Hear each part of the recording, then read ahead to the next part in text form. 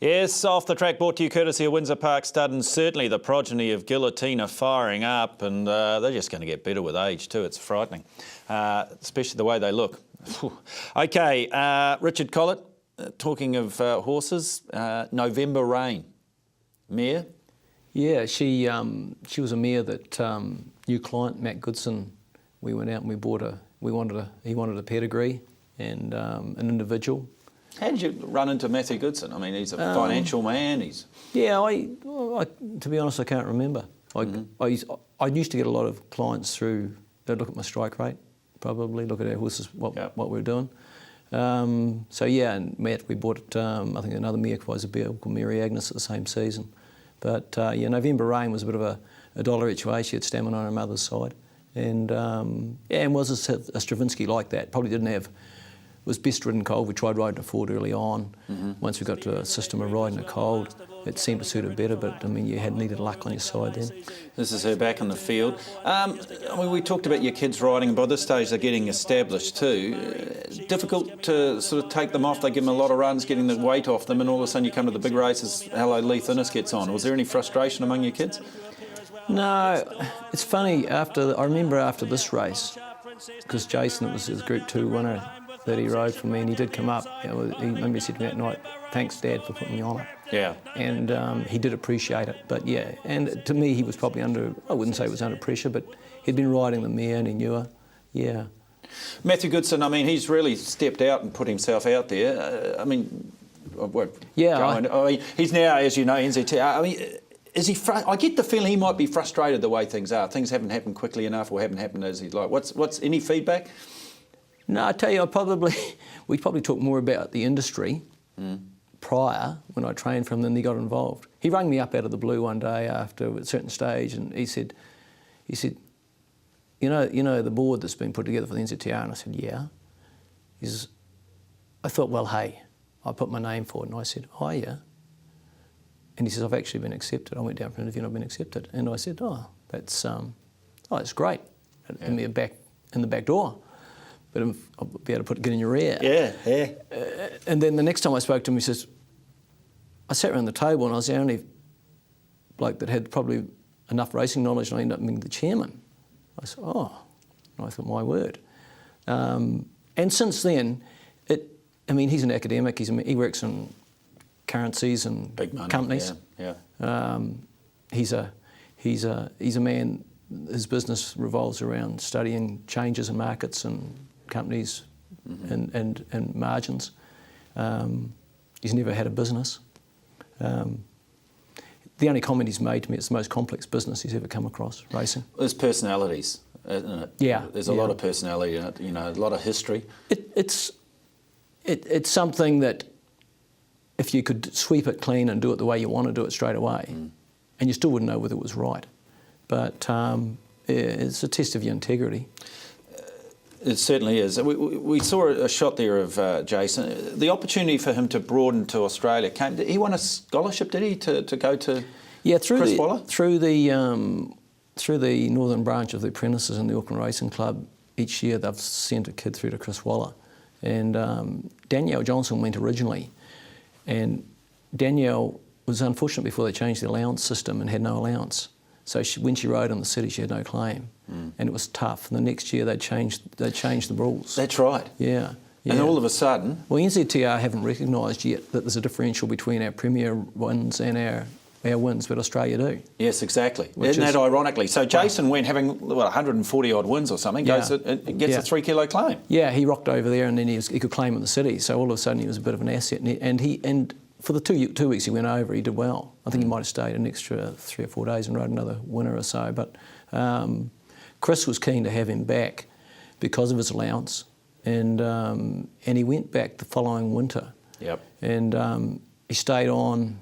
He just lasted.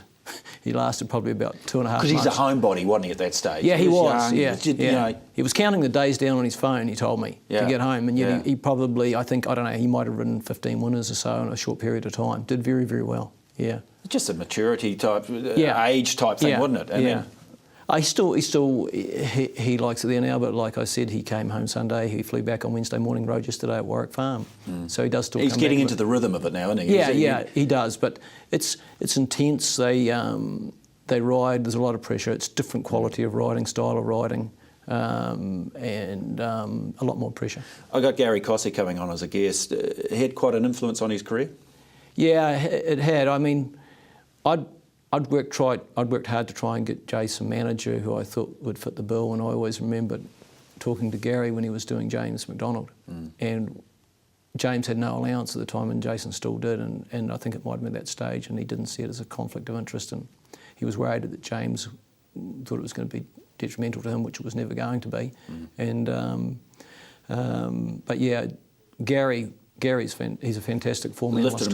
Lifted him to another level. Hey, listen, let's talk again about Gerald Shan. You mentioned the horse Shan Zero. Are all the Shan horses that he's been involved in?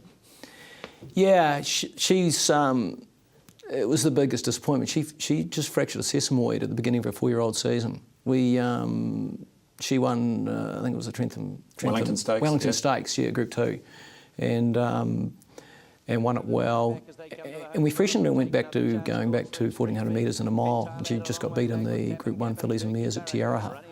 I wonder whether, in retrospect, that looking at what good milers do here, whether she might have been a better chance in the Oaks. Okay, she's come from a long way off from here.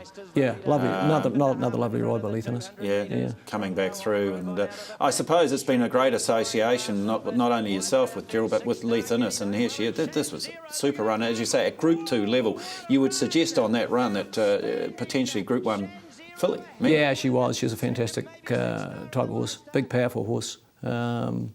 She her first trial by O'Reilly won at Adelaide a week ago on Saturday with Robert Smurden, and it's in a group race at Caulfield on Saturday. Yeah. All right. You had Finders Keepers, a horse that probably we didn't see the real best of. He's ended up in Singapore, I see. Yeah, he raced on there and he's now retired. He did well. He had joint changes that we struggled with a little bit. He was a bit easier to train. He's a horse we treadmilled a fair bit.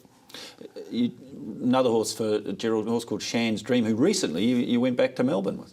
Yeah, she's a mare that was one listed race fresh up at Counties, and given the right pattern of race, she's always pretty competitive. She's a pretty hard going filly, and if there's plenty of tempo in the race, she got the suck trip here. Exactly, over 1100 metres. She's as good as there is, given the right pattern. Ironically, when we went to Flemington, we ran her in the straight 6, and I wasn't aware how much of a pattern there was in the straight 6s where they walk from the gate and sprint hard the last 400, and she just over raced a bit. Yeah.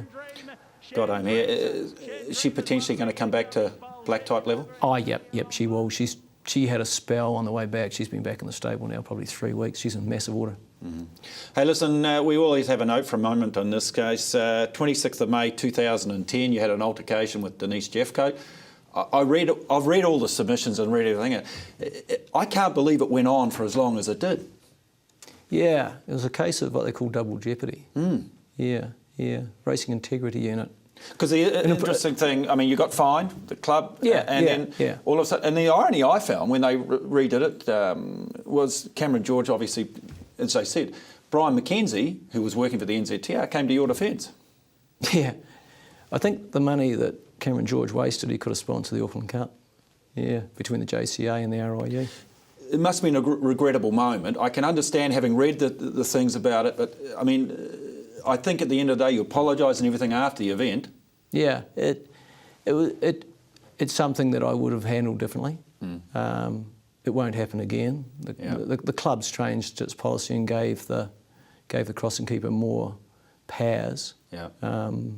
There weren't strong enough situations being made, and there was risks involved, and risks happening. What's your relationship now? Is it cursory? No. No. Okay. No. Still tension. Well, I tried my best to roll it over. All right. But, sometimes you can't. There's a horse that you took and you're still racing, Allegria. Yeah, he's a great little horse. Great little horse. He took him down the South Island. You must have got a lot of throw. I didn't realise that. She took him down and won the Southland Guineas. Yeah, Jason ran on him when he was a claiming apprentice. I think we went back with the beekeeper to do the same job the next year, and the race was cancelled that day, and it was run up north. But yeah, this is a horse that all of our 3 children have won on. Yeah. Yeah, he's won 13 now. He's in on Saturday in the Foxbridge Plate. He's a horse that's done a big job and won a fair bit of money. Just raced in New Zealand and is ultra competitive. He's very much the horse you'd love to have in your stable, isn't he? If you had 20 like him, you'd make a lot of money and everybody would be happy. The irony is, I think he might have had 4 trials before he went to the races and never won a trial. And we ran up on a wet track at Pyro the day after Melbourne Cup Day, and he won. And I thought, oh, it's good. He's small. He's done a job, but he's just kept lifting his game. Fair to say, Jason, here, I mean, he's shown a lot of promise. He's doing a job. I mean, is Australia his final stomping? Is that going to be him, or do you see him riding like a James McDonald, going to England, going to Hong Kong? Is it in the plans, do you think, with young Jace? Yeah, look, he's or is he still a homebody? Will he come home? No, we set himself a goal to ride 50 winners last season, and he rode 44. He got suspended 7 times, he said. And he knows he's got more to achieve and to improve in Sydney. He works on his style. He's not worried about how he looks riding a finish. The 2 most successful riders there are the big boys, Hugh Bowman and Ashrawilla, and the 9 stone, they're big as he is. And it's all about getting over the line first. Is weight going to be a problem for him? No, he's levelled out. He's a little bit heavier. He said he's more muscular upper body now. He just wants to keep improving on what he's doing where he is for the time being. I don't think he's looking at anything beyond there at this stage. All right. In terms of your own team, So Would If, is he one of the bright stars? You took him to Australia with Chandrine. Yeah, look, he is. He's obviously a Group 3 winner last year. He went across. He went 2 very good races over there at Caulfield and Flemington. Probably the second time we ran him, we may have led up on the straight 6. He probably would have won. But your advice is that horses get lost a little bit in the lead up.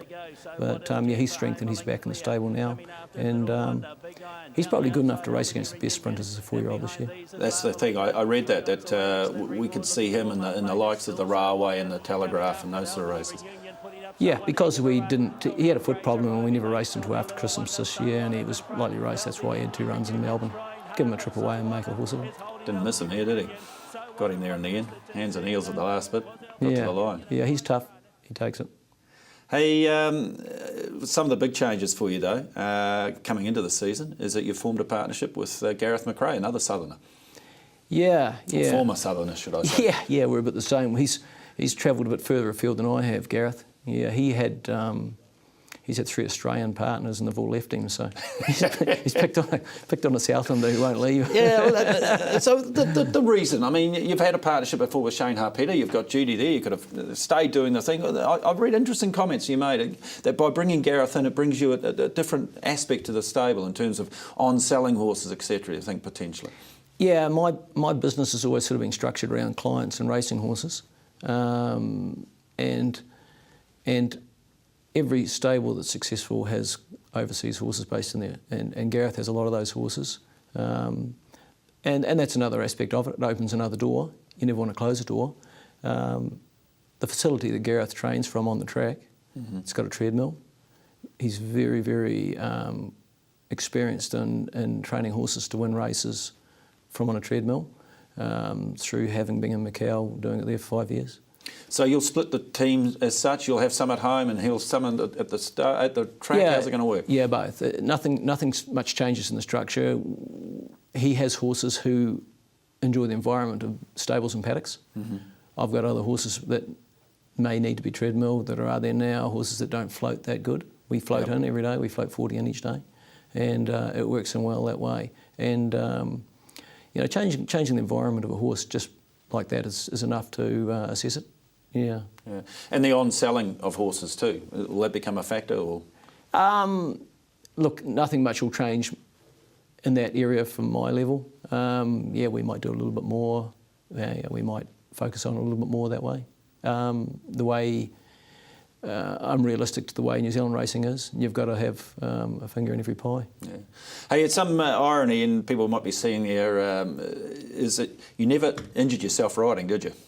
No, I was very fortunate. I rode for 10 years over fences and never broke a bone, no. Never broke a bone, and yet training a horse, you opened up the side of your face. Yeah. Give me that Rob Muldoon look. Yeah. I was putting a horse through the wooden starting gates one morning. Riotous was the horse. He was still a colt. Yeah. He didn't last the colt, I bet. No. The amazing thing was he was the only horse out of 40 in work that had a full bar shoe on and behind because he had an underrun foot. So he had a round shoe on. And he lashed out over the back of the wooden starting gates and I closed the gate behind him. Smack. And he just cut it like a razor, yeah, so he peeled my face open. Jeez, you're lucky, eh? Yeah, no, I have. It could have been higher, it could have been a big problem. Didn't hurt a tooth or anything. Is that right? No, so I was... So character scar. Character scar between you and Judy, of course, with her ankle. Yeah, she's had problems with that. Yeah, no, I got told by the horse's owner, Arthur Avis, that if I was a German soldier, I'd be looking the debonair. Yeah, debonair. What's the future? You've been part of counties now you've been on the committee as such, director there. Yeah, Where do you see the future? I did 3 years in the committee at the stage when they rebuilt the training tracks. I wanted to be a part of the involvement of when the Auckland Racing Club had gifted them some money to rebuild and restructure it. And after that, I sort of got off to concentrate on training more. Yeah, Counties Club itself, it's very, very stable. It's probably in a better state than any club around. It's run like a business. Okay. Yeah. You started when you were 20. Can we see your training still in another 20 years? Yeah, I enjoy what I'm doing. Actually, I am. I'm not under great pressure. I've still got nice horses coming in the gate. The kid's not riding them makes a change. Alicia came back. She rode a winner for us yesterday.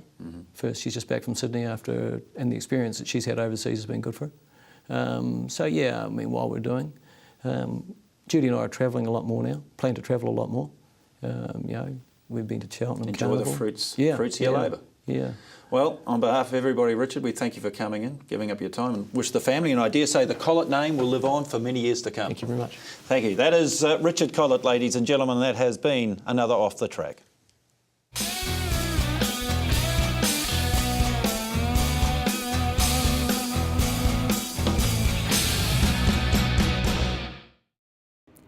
Off the Track was brought to you by Windsor Park Stud, your first choice for stallions.